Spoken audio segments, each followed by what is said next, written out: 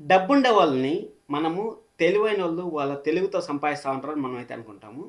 కానీ వాళ్ళకి అదృష్టం కలిసొచ్చి ఆ దేవుడు సాయం చేసి ఏ జన్మలో చేసుకున్న పుణ్యంతో ఆ దేవుడు సాయం చేసి వాళ్ళు పెద్ద పెద్ద రిచ్ పర్సన్స్ అయితే అయిపోతారు.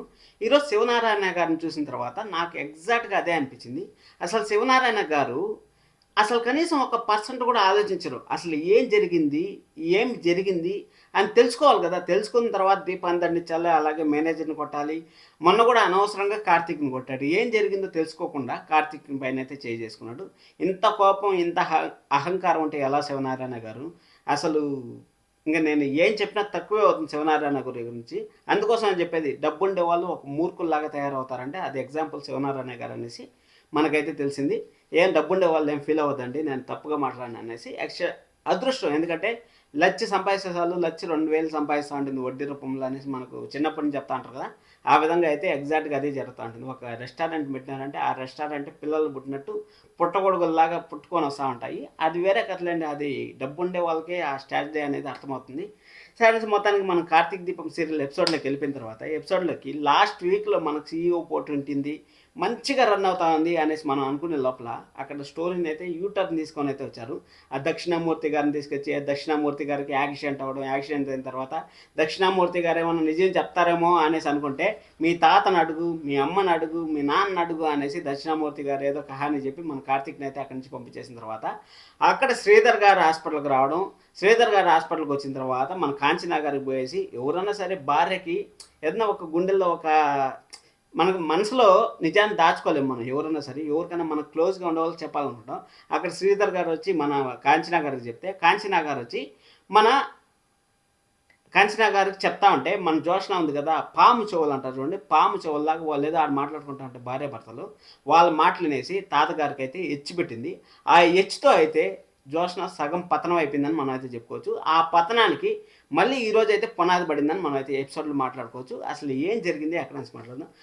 మొత్తానికి అయితే సూరజ్ క్యారెక్టర్ని అయితే దింపారు. సూరజ్ క్యారెక్టర్ని దింపిన తర్వాత మన కార్తీక్ ఆడుకోలేని పని, మన కార్తీక్ చేయలేని పని ఇక్కడ మన సూరజ్ అయితే చేస్తాను. జోష్నాని గడగడలాడిస్తాను అనుకోండి, మామూలుగా గడగడలాడించట్లేదు. ఇంకా నా భూత నా భవిష్యత్తు అన్నట్టు గడగడలాడిస్తూ ఉంటాడు. మంచి మంచి క్యారెక్టర్ని అయితే దింపారు. లేట్ అయినా కానీ జోష్ నాకు తగ్గ క్యారెక్టర్ని అయితే దింపారని నాకైతే అనిపించింది. నాకు సూరజ్ క్యారెక్టర్ అయితే చాలా చాలా ఇష్టమైతే అవుతుంది. నేను ఇక్కడ కార్తీక్ని తక్కువ చేస్తాడా అని మీరు అనుకోవద్దండి.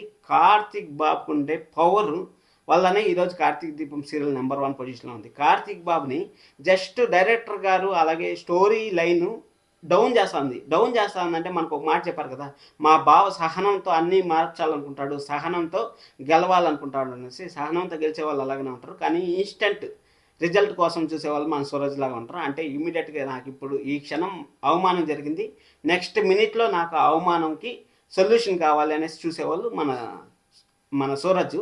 ఇక్కడ మన కార్తీక్ బాబుని తప్పు పట్టకూడదు, అలాగే సూరజ్ని తప్పు పట్టకూడదు. కానీ మనకు ఎలా అనిపిస్తుంది అంటే 2026 యుగంలో మనకి ఇన్స్టెంట్గా అంటే కార్తీక్ బాబు వచ్చి జోష్న పైన పై ఎత్తు చేయాలి, అలాగే దీపాన్ని గెలిపించాలని మనకైతే ఉంటుంది. అక్కడ కార్తీక్ బాబు గురించి కూడా ఇంకొక మాట అయితే నేను చెప్పాలి. కార్తీక్ బాబు రియల్ హీరో అని మనం అయితే చెప్పుకోవచ్చు. ఎందుకంటే ఇక్కడ ప్రొడ్యూసర్గా ఉన్నారు. అది అయిపోయిన తర్వాత మనకు విక్రమ్ ఆన్ డ్యూటీ అనేసి మనకు బిగ్ బాస్ విన్నారు నిఖిల్ ఉన్నారు కదా, వాళ్ళైతే తీస్తూ ఉంటారు. ఆ సీరియల్ జియో హాట్స్టార్లో వెబ్ సిరీస్ ఆ జియో హాట్స్టార్లో కూడా కనపడేది కాదు. ఇక్కడ ఓంకార్ ఆన్ డ్యూటీ అనేసి మన కార్తీక్ బాబు వచ్చిన తర్వాత ఆ సిరీస్ ఎంత హైలైట్ అవుతుందంటే అంత హైలైట్ అవుతుంది. అంటే కార్తీక్ బాబుకు ఉండే పవర్ అలాంటిది అని మనకు మరొకసారి అయితే మన కళ్ళ ముందర రుజువు అయింది. అందుకోసం అనేసి నేను కార్తీక్ బాబుని తక్కువ చేస్తానని మీరు అనుకోవద్దండి. అక్కడ సూరజ్ క్యారెక్టర్ని జోష్నాకి ఎత్తులకి పై ఎత్తులేసే క్యారెక్టర్ వచ్చిందని మాత్రమే చెప్తాను. ఇక్కడ కార్తీక్ బాబు చేయాల్సింది చేస్తా ఉన్నాడు. ఎందుకంటే దీపక్ సలహా లేకుండా కట్టిపడేశారు కార్తీక్ బాబుని, ఇలా కట్టిపడేస్తే ఏం చేస్తారు చెప్పండి? ఏమి చేయలేరు. ఒక హీరో అయినా సరే, వాళ్ళు ఎంత పెద్ద తోపు తురుములైనా సరే కట్టి పడేసిన తర్వాత వాళ్ళు ఏమి చేయలేరు. కాళ్ళు చేతులు కట్టేసిన తర్వాత నోటితో ఎంత సాయం చేయగలుగుతారు చెప్పండి? వాళ్ళతో పాటు పోయి వాళ్ళతో సాయం చేస్తేనే కదా మనకు అక్కడ జరిగేది. సరే అనేసి మొత్తానికైతే అక్కడ శివనారాయణ గారు ఏం తప్పు చేశారు అని మాట్లాడదాం. ఆ ఎపిసోడ్ అయితే అయిపోయింది. ఎపిసోడ్ అయిపోయిన తర్వాత జోష్న జ్యూసులు కలిపేయడం అవంతా మాట్లాడిన తర్వాత ఇక్కడ మేనేజరు జోష్నాతో కొంచెం జోష్న తిడతా ఉంది కదా అనేసి మన పప్పులో అయితే కాలేశారు. మన కార్తీక్ అలాగే మన దీప అయితే పప్పులో కాలేశారు. పప్పులో కాలేసిన తర్వాత ఇక్కడ జోష్న ఏం చేసిందంటే ఆ మేనేజర్కి డబ్బులు ఇచ్చి మేనేజర్ని మేనేజ్ చేసి అక్కడ జ్యూస్ విషయంలో కొంచెం ఫ్రస్ట్రేషన్లో ఉండే జోష్నకి ఒక బూస్ట్ లాగా అయితే మేనేజర్ దొరికాడని మనం చెప్పుకోవచ్చు. అక్కడ 160 రూపాయలకి యాదో కంపెనీ నుంచి, పెద్ద కంపెనీ నుంచి 160 రూపాయలకి ఫుడ్ ఆర్డర్ వస్తే అక్కడ జస్ట్ 60 రూపాయలకి వచ్చిందంటే మన దీప ఎలాంటిది, క్వాలిటీ మెయింటైన్ చేయాలి, అలాగే డబ్బులు లాభం కూడా కావాలి. మనకు క్వాలిటీ లేకపోయినా పర్లేదు, డబ్బులు కావాలనుకునే వాళ్ళు కొంతమంది ఉంటే అక్కడ క్వాలిటీ ఉండాలి, అలాగే దాంతోపాటు మనకు బాగుండాలి, లాభం రావాలని ఆలోచించే దీప అక్కడ 60 రూపాయలు అయితే వదిలే క్యాన్సిల్ చేసి I don't want this order అనేసి చెప్పేయనేసి మన దీప అయితే మేనేజర్ చెప్తే మేనేజర్ పంపించేస్తున్నారు.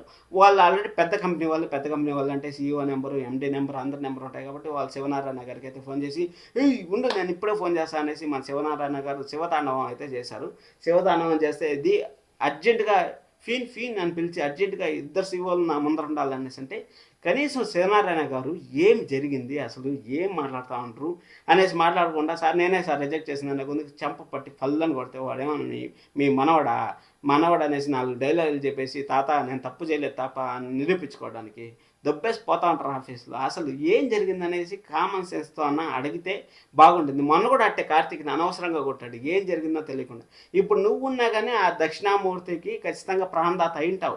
అది కార్తీక్ చేశాడని కార్తీక్ని పట్టుకొని నువ్వేదో ఎక్కించిన మాటలు, ఆ ఎక్కించిన మాటలు ఇని ఈ విధంగా అయితే తయారైపోతా ఉంటారు డబ్బుండే వాళ్ళు కూడా అనేసి నాకైతే అనిపించింది. సైన్స్ మొత్తానికి అయితే అక్కడ తాతగారు అయితే మన దీపాన్ని అయితే యూ గెట్ అవుట్, ఆఫీస్ నుంచి వెళ్ళిపో, నువ్వు సీఈఓగా పనికిరావు, నీకు అహంకారం ఎక్కువ, నీకు బాడీ లాంగ్వేజ్ సరిగా లేదు, బాడీ లాంగ్వేజ్ అంటే ఏం లేదు, నేను సీఈఓ అవుతాడా అనేసి గర్వం చూపిస్తా ఉండవు అనేసి మన తాతగారి ఉద్దేశం. అది అక్కడ ఉద్దేశంలో అయితే మన తాతగారు అయితే సీఈఓ వెళ్ళిపోమంటే అక్కడ మన కార్తీక్ అయితే సర్ది చెప్పారు, సార్ ఎక్కడో మిస్టేక్ జరిగింది, ఇక్కడ కార్తీక్ చెప్తా ఉండేది మనకి ఇన్నాళ్ళు అనేసి మన కార్తీక్ అలాగే మన దశరథ్ గారు కూడా చెప్తా ఉంటారు, నాన్న దీప తప్పు చేయదు నాన్న అనేసి. అక్కడ మన తోడు దొంగలు ఇట్లా కళ్ళు ఎగరేసుకుంటా ఉంటారు, మంచిగా అయింది కదా దీపాకి, సీఈఓ పొజిషన్ నుంచి పెరికేస్తారు, నేనే సీఈఓ అనేసి జోష్న పగటి కళ్ళలో అయితే కంటుంది. పగటి కళ్ళలో కందా అంటే సరే అనేసి మన దశరథ్ గారు అలాగే మన కార్తీక్ బాబు అయితే వచ్చి దీపాకి అయితే ఒక మాట చెప్పారు, నువ్వు ఎవరినన్నా ఎత్తుకో, నీ కింద అసిస్టెంట్ని తెచ్చుకో, ఎందుకంటే మేము అలాంటి డబ్బు ఉండేవాళ్ళు మేము పనిచేయము, మా లాంటి కింద ఉండే వాళ్ళని తొక్కేసి అనగబెట్టి తొక్కి ఒక ఫుట్బాల్ లాగా లోపలికి దోసేస్తాము. ఆ ఫుట్బాల్ ఎప్పుడు లేస్తుందో ఆ రోజు వాళ్ళకి పగిలిపోతుందని తెలియదు, గడ్డం పగిలిపోతుందో మూతి పగిలిపోతుందో తెలియదు వాళ్ళకి, ఆ ఫుట్బాల్ లాగా తొక్కేస్తాము అనేసి మన దశరథ్ గారు అయితే మన దీపాకి అయితే చెప్పాడు. చెప్తే మన దీపా అయితే ఆ ప్రయత్నంలో మొదలు పెడితే మన సూరజ్ దగ్గరికి అయితే వెళ్ళింది. సూరజ్ దగ్గరికి దీప ఒకటే వెళ్ళడానికి కారణం ఇంకా జోష్న ఎత్తిన జోష్నని చెత్త వేసుకోవాలి కాబట్టి జోష్నకి ఆ ఇంటిమేషన్ ఇవ్వాలనేసి ఆ విధంగా అయితే మన కార్తీక్ బాబు ప్లాన్ చేసిన ఛాన్స్ అయితే ఉంటుంది. మన పారిజాతం గారు పార్టీ మారిపోయారనేసి ఇప్పుడు కూడా కార్తీక్ బాబు కనిపెట్టాడా లేదా అనేసి కొంచెం డౌట్ అయితే ఉంది. మేబీ 90% అయితే పారిజాతం గారు పార్టీ మారిపోయారు, పారిజాతం గారికి నిజం తెలిసిపోయింది అనేసి మన కార్తీక్ కూడా ఒక ఐడియా అయితే వచ్చేసింది కాబట్టి ఇంకా కార్తీక్ బాబు కూడా తన జాగ్రత్తలో తను ఉంటాడు. అక్కడ దీప రాలేదు, ఆయుధాల కోసం వెళ్ళింది, దీప యుద్ధం మొదలు పెట్టడానికి వెళ్ళింది, ఖచ్చితంగా ఆయుధం అనేది కావాలి. ఇప్పుడు దీపక్ అంటే ఎడ్యుకేషన్ లేదు కాబట్టి అక్కడ ఎడ్యుకేషన్ లేకపోతే సూరజ్ లాంటి మనిషి కానీ వచ్చాయంటే ఖచ్చితంగా జోష్నని గడగడ షేక్ ఆడిస్తాడు. అట్టే జ్యూస్ మిక్సర్లో వేసినట్టు జ్యూస్ ఎలా అవుతుంది ఫ్రూట్స్ వేస్తే ఆ విధంగా జోష్నాన్ని జ్యూస్ చేయడానికైతే మన సూరజ్ అయితే రాబోతున్నాడు. మనకైతే క్లారిటీగా అర్థం ఎట్టొస్తాడు. మన దీప ఆఫర్ని రిజెక్ట్ చేశాడు కదా, అసలు సీఈఓ అంటే అట ఆఫీస్లో కార్పొరేట్ ఆఫీస్లో ఒకసారి అడుగుపెట్టిన తర్వాత మళ్ళీ మనం వెనక్కి వచ్చేయాలన్నా మనం రానిదు. అంటే ఒక పద్మవ్యూహం లాంటిది అనుకోండి ఒక జాబ్, ఆ జాబ్లోకి వెళ్ళిపోయిన తర్వాత మళ్ళీ వెనక్కి రావాలంటే చాలా కష్టం. నేను కూడా పద్మవ్యూహంలో ఇరుక్కున్నా అని అనిపిస్తుంది. ఎందుకంటే యూట్యూబ్లో నాకు సంపాదన లేదు, నాకు టైం వేస్ట్ అన్ని తప్పించి ఇంకా నేను బయటకు రావాలని చూస్తాను, కానీ నాకు బయటకు వచ్చేదానికి మార్గాలు వచ్చినా కానీ నేను ఎందుకో ఒక ఫ్యాషన్ని మనం ఎందుకు వదులుకునేది, ఈ రోజు కాకపోతే రేపు సక్సెస్ అవుతాం అనేసి కంటిన్యూ అయితే అవుతాను. మీ లాంటి వాళ్ళని సబ్స్క్రైబ్ చేసుకొని కొంచెం సపోర్ట్ చేస్తే బాగుంటుంది. ఇంకా జోష్న పోయి మళ్ళీ అక్కడ రివెంజ్ అయితే తీసుకోవాలంటాను కదా, అంటే జ్యూసులు కల్పించారు రివెంజ్ తీసుకోవాలని. ఖచ్చితంగా మన సూరజ్ని ఏదో ఒక మాట అంటుంది, దీపాతో పోయి పోటీ పడి నన్ను వాడిద్దాం అనుకుంటా ఉండవా, నా అంతు చూద్దాం అనుకుంటా ఉండవా, నా భరతం పడదాం అనుకుంటా ఉండవా అనేసి ఖచ్చితంగా అతను ఈగో పాయింట్ తెచ్చేసిందంటే ఇంకా ఖచ్చితంగా అతను ఆఫీస్కి అయితే వస్తాడు. ఆఫీస్కి వచ్చిన తర్వాత మన దీపాకి అయితే సపోర్ట్గా నిలబడిన తర్వాత జోష్నాకే ఇంకా దీపాకి అయితే ఆర్డర్స్ వచ్చేది చాలా తక్కువ అవుతుంది. ఎందుకంటే దీప ఆల్రెడీ మిస్టేక్ చేసింది కాబట్టి ఇంక శివనారాయణ గారు వచ్చే ఆర్డర్స్ అంతా మన జోష్నాకి అయితే అప్పచెప్తాను.